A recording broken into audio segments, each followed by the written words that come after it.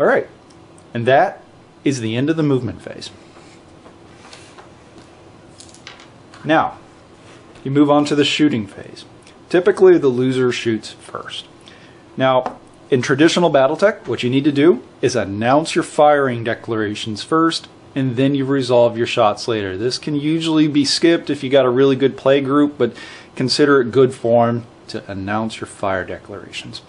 So, as the word of Blake is going to announce a shot at the Nightwolf. He's going to shoot everything that he has that's got a good hit mod. And then you alternate to the other side. Again, this is a formality. The Locust is obviously going to shoot into the back of the light ray. Then the word of Blake announces their shots. The Raijin is going to fire at the Locust, and he is going to fire at the Nightwolf. The Nightwolf is going to shoot at the Legacy. Now, an important concept in most of Battletech's weapons is what their short, medium, and long range is. In order to figure out whether or not a weapon is in short, medium, or long, you count out the hexes. So let's go ahead and fire the Locust into the light ray. It is 1 hex away. So we check his sheet, which is right here. When we take a look at his weapons, you can see minimum range, he doesn't have one.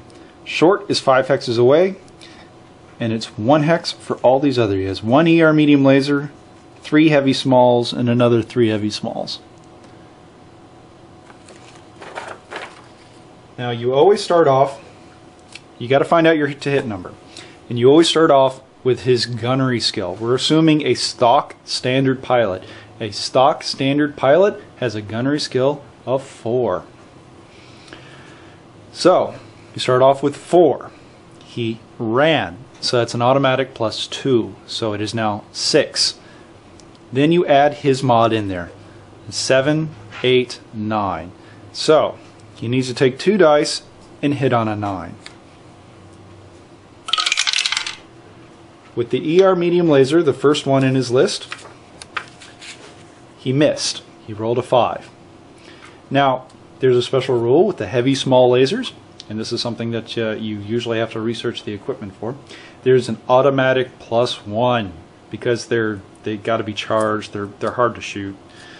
But the payoff is that they do a lot of damage for their weight, 6 points of damage. So, and he's got 6 of them. So he's got to hit on 10s, right? That is a miss at 9. Miss.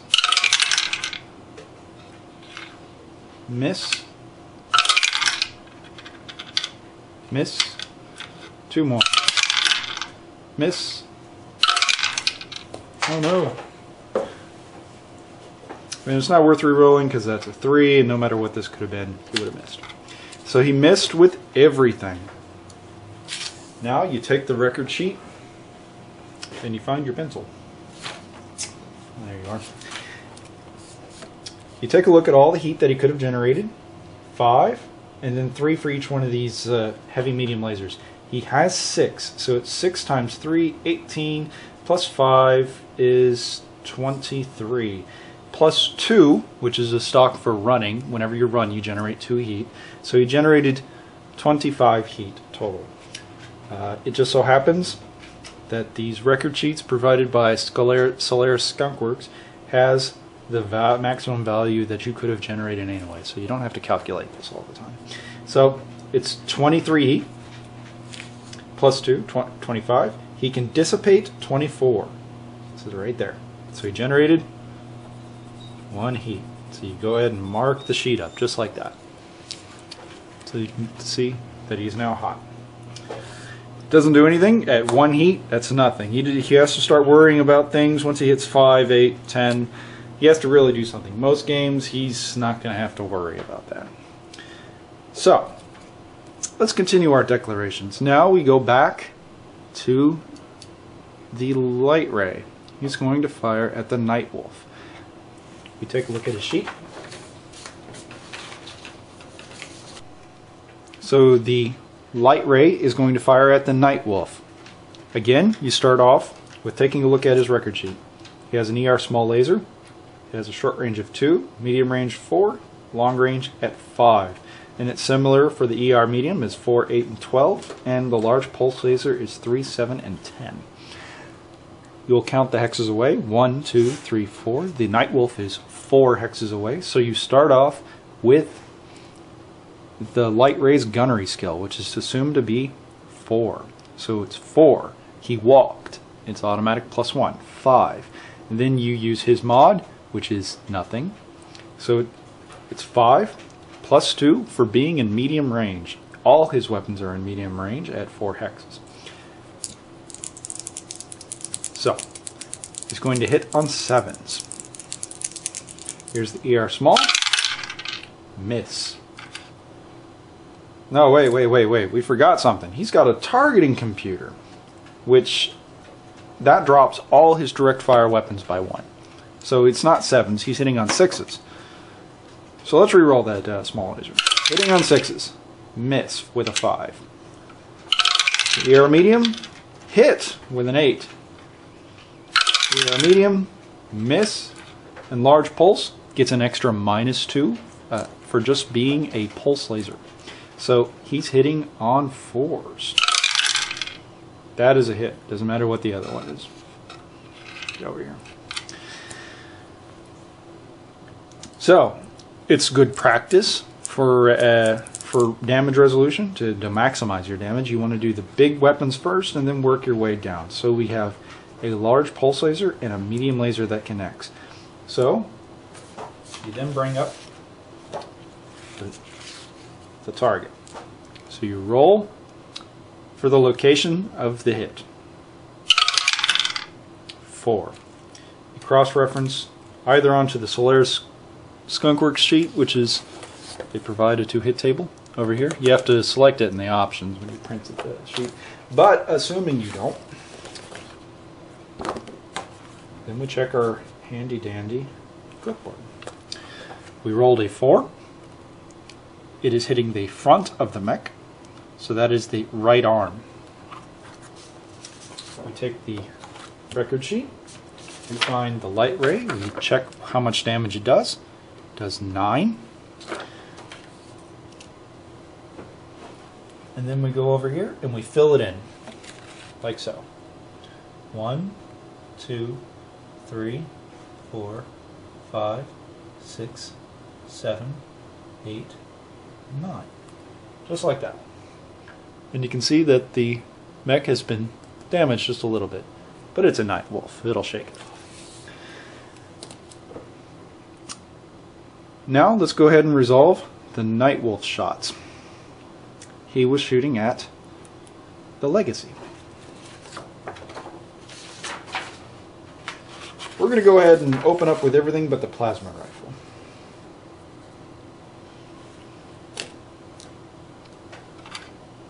Now, we first count out the hexes. 1, 2, 3, 4, 5. He is 5 hexes away, so you check his sheet. And that is short range for nearly everything that he has. Now, he has what's called an ATM Launcher. He doesn't shoot money, as much as that'd be nice. It is an advanced tactical missile launcher. You get to choose what kind of ammo you're going to fire before you shoot it. And they have different range bands. If you can see it on the sheet, you'll see that the extended range munitions have a much longer range band. You'll see that the high explosive munitions have a much lower range band. We're going to fire the standard munitions so that we stay in short range but don't miss out on losing any kind of damage doing ER. Because you'll notice also that ER does only 1 damage per missile. The normal missile does 2, and HEs do 3. These are pretty awesome, but you have to be really close to really make it worth your time. So we're going to hedge against poor dice rolls, and we're going to use the standard munition. With everything at short, you start off with his base gunnery. 4. He walked. 5. Then you count up his mod. 6. And that's it. He also has a targeting computer, so we subtract 1 from all the direct fire weapons. The missile weapons do not benefit from a targeting computer. So, what was it? 4, 5, 6. So we're hitting on 5s with the lasers. We have a heavy large laser. Remember how we said that the heavy lasers have a +1 on them? So it negates it all out. So instead of hitting on 5s, we're hitting on 6s. And it misses with a 5. That's an impressive weapon. It's very sad that it missed.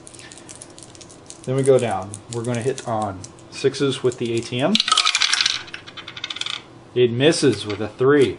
Let's fire another one. And it misses again with another 5. We have an ER medium laser. It will hit on 5s, and it doesn't matter what the other one is, it hit. And that was it. So now we roll for the location just like we did before. Rolled a 9. So we pull out the legacies sheet like so. And then we roll the location. 7. 7 is always center torso. So we take a look at how much damage the ER medium laser does, which is 7. And then we just fill in the dots. 1, 2, 3, 4, 5, 6, 7. Just like so. It has taken 7 damage. Now the Word of Blake gets to resolve all their other shots. The Legacy is angry. Let's go ahead and shoot back at the Nightwolf. Again, the range is 5 hexes away. So we start off with his base gunnery, 4. He walked, 5. There's no mod. So he's hitting on 5s. That is impressive. And as a clan player, you should be really terrified whenever an Intersphere player is hitting you on those kinds of numbers. So we take a look at his equipment. He has an Ultra AC-10, a Streak SRM-4, and a bunch of medium lasers. Let's go ahead and fire everything. This is called Alpha Strike. And we're going to, Ultra ACs has an ability to double tap. That's when they open up the munition bin, so to speak, and just funnel as much ammo out as fast as it can. It has the potential to jam, and then the weapon will be useless for the rest of the game until a tech can clear it out. In a campaign sense, it's nothing. It's a quick fix, but for the purposes of this game, that's a death sentence because the weapon is just simply inoperable. Alright, so we established he's hitting on 5s. Okay, for the Ultra AC-10, it's 5s because he's below short range, but at 5 hexes, he's just into the medium range for Streak SRM, and the ER medium laser is also at medium range. So you add +2 to those rolls. So Ultra AC-10 hitting twice at 5s. He hit with a 9. The other AC-10 misses with a 4. The Streak SRM hits on a 7. Hits with an 8. Now, Streak SRMs, or anything that says Streak in front of it, are interesting because you don't annotate ammunition laws, or you don't even annotate heat for it if it doesn't connect. If you don't make the hit, it doesn't count. It's like it never shot.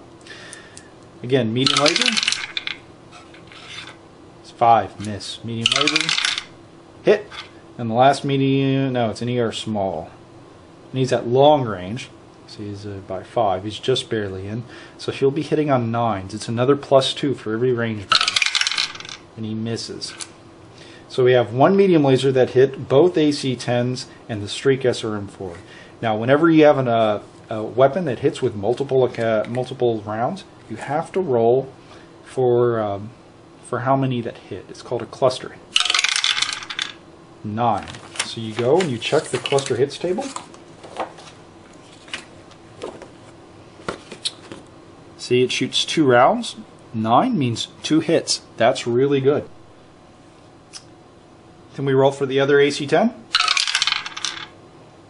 8. We check the sheet. You'll find that 8 is also 2. That is fantastic. All the rounds hit. That's pretty rare. So now we just roll for location. Now for every AC-10 hit, it's a separate hit. And as you might imagine from its name, the 10 is indicative of how much damage it does. 7. That is center torso, if you recall your sheet. So we break out the sheet, and we block in 10. 5, 6, 7, 8, 9, 10. We roll again.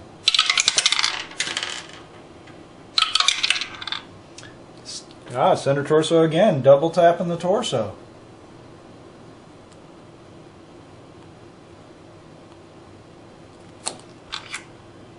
Roll again.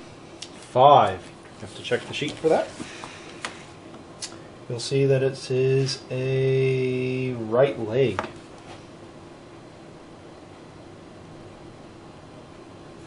6, 7.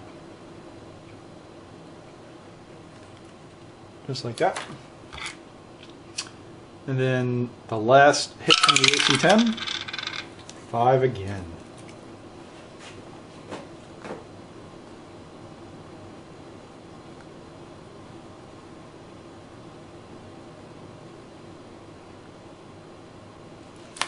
Now you do medium laser.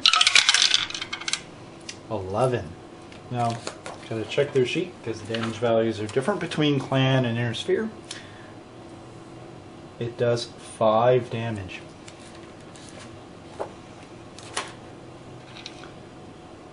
Yeah, we just rolled this, right? Yeah, left arm.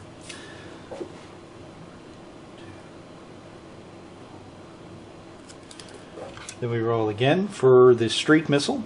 Now, streak systems, you usually, well, with any SRM system or missile system, you usually have to roll the cluster, just like we just did with the Ultra AC, which is always 2 shots. The missiles, or the quantity of missiles, is usually indicated in the launcher size. Like an LRM 5 would roll on the 5, LRM 20 would roll on the 20 table. SRM 4 would normally hit on the 4 table, but since it is a streak system, all the missiles automatically hit. You usually pay a little bit more in BV and tonnage for it, so it's kind of a trade-off. You roll for the first location. 6. I do believe that is left torso. No, it's right torso. For every missile, it does 2 points of damage. Next missile. 4.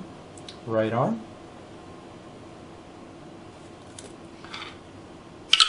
Another one. 8. Left torso.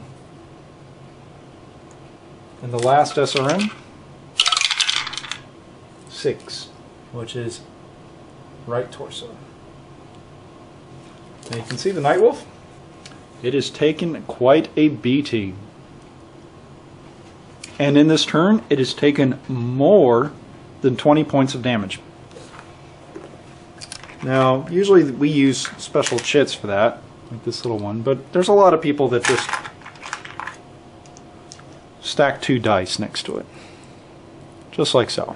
So to remind yourself that at the end of this shooting phase, you have to make a roll there. Now we must do heat and weapon heat and ammunition usage on the. Well, we need to do it on the Nightwolf too, but the Legacy. You have to take a look at his weapon heat. He can do a potential 31 points of damage, and he definitely did. He shot everything. And he can only dissipate 20. So he'll go up 11 heat plus 1 for walking. So he's going to go up to heat 12. Way up here. See, them inner sphere machines, they're not as well built. It's got some issues. Actually, is it only that? Yeah, I think so. We're going to have to assume that this is correct. I'll have to go check it later. Or let's add it up now. Because for every shot of the AC-10 Ultra, you count it as having shot twice, even if both of them didn't connect. So it'd be 8, 11, 19. He's got 2 of these, so it's 29. Yeah, 31. That's everything all together.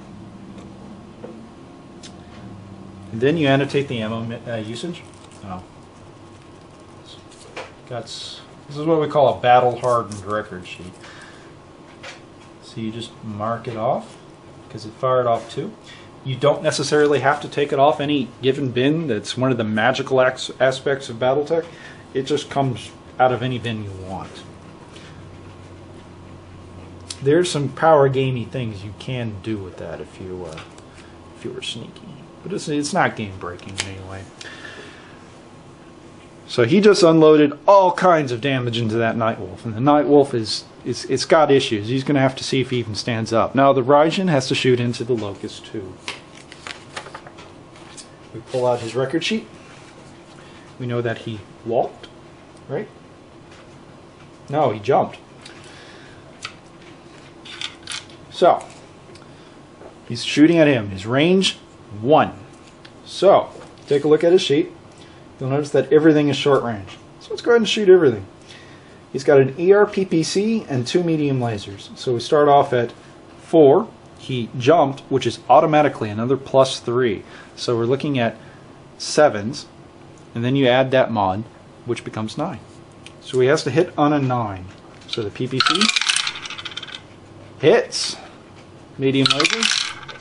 Miss. And another miss for the next medium laser. But the PPC hit into the right side of the Locust. It's important to determine what the firing arcs are. If it is in the back, the very back of the mech, that is the rear arc. As a matter of fact, it spreads out like so, back, and then it starts flowering out. The right side is generally this arc going that way, whereas the front arc is just about everything in the front. You'll actually find this in the rule book. So we roll for location. 2. This is an important roll. 2 is always a critical roll. So we pull out the sheet. Take a look at it, and you can see in the Solaris it actually has it up there. We're hitting on the right side, so it's right torso, and that little C means it's a critical roll. So we check the Raijin's damage, and you'll see that the ERPPC does 10 points of damage. So we're going to go to the right torso of the Locust 2 and fill in 10 points. 1, 2, 3, 4, 5, 6, 7, 8. You'll notice that he doesn't have enough armor to fill this in. This is a problem. So now we're going to have to filter into the internal structure. 9, 10. Now, you immediately make the critical roll. He has 2 critical rolls to roll. 1 is because it was just a lucky critical. Whenever you roll a 2, that is just a lucky shot. That's what typically referred to as a golden BB. And then he has to make another one. For every weapon hit that hits the internal structure, you get another critical roll, regardless. That's why it's usually a good idea to hit with the big weapons first, to puncture a hull, and then hit in with the smaller weapons like the SRMs or the machine guns. So, because every time you fill in doesn't matter, if it's 50 or just 5, every time a new weapon hits and deals damage to the internal structure, it is another roll. So, the first one for rolling a 2, he needs an 8 or better. And there you go. He's got an 8. You can actually use a sheet for that. There it is. Determining criticals. It is right here. If he rolled an 8 or 9, it's just 1 crit. 10 through 11 is 2. 12 is 3 crits, or if it's any one of the limbs, it just gets taken off. For the purposes of campaigns, it's on the ground somewhere. You can go back and salvage it. It just gets sheared off completely. Heaven help you if that was a roll that happened on your head. But the way this game plays, if you get hit in the head and you're making a critical roll, chances are it getting blown off is the least of your worries. Alright, and then the second critical roll. See? 11. He's got 2 more crits on top of the one that he has. So he has 3 crit rolls that he has to make against the Locust 2C. If you take a look at his engine, yeah, it's a normal fusion engine. I never noticed. You roll for the first one. As a matter of fact, you usually separate it out, like a colored die and another die, so that you can say one die is for 1, 2, 3, and the next one 4, 5, 6, and then the next one is which one of the subset in there that it's hitting. You only have the top 3 to hit, so we're going to roll them all at once. So number 1, 4, and 5 gets hit. So we take it over to our sheet. 1 is gone. That was a double heatsink. 4 is gone. That was another double heatsink. There is no 5, so it has to be re-rolled. 3, another double heatsink. Now, he just lost 4 heating capabilities. Whenever you lose double heatsink, it removes 2 of your ability to dissipate. This will take effect in the next turn. This one got really messed up. But you can see, like over here, how it leaks together. If any one of these crits goes, the whole unit is gone. But you'll see that this one's partially working. Again, for campaigns, this is important because you can repair that. This is probably going to be a write-off. And that is the end of the fire phase. At the end of the phase, you always have to do your PSRs. So we're going to pick up the dice, pick up our Jade Falcon dice. Now, a PSR is always done with the piloting skill roll of the unit. It is assumed to be 5. So you start off with 5, and then you add 1 for getting hit with more than 20 points of damage in a turn. Oh, there it is. We're going to edit that out, right? Watch me not. It's right here. Mech takes damage, 20 points in 1 turn. It's +1. So he needs a 6 or better.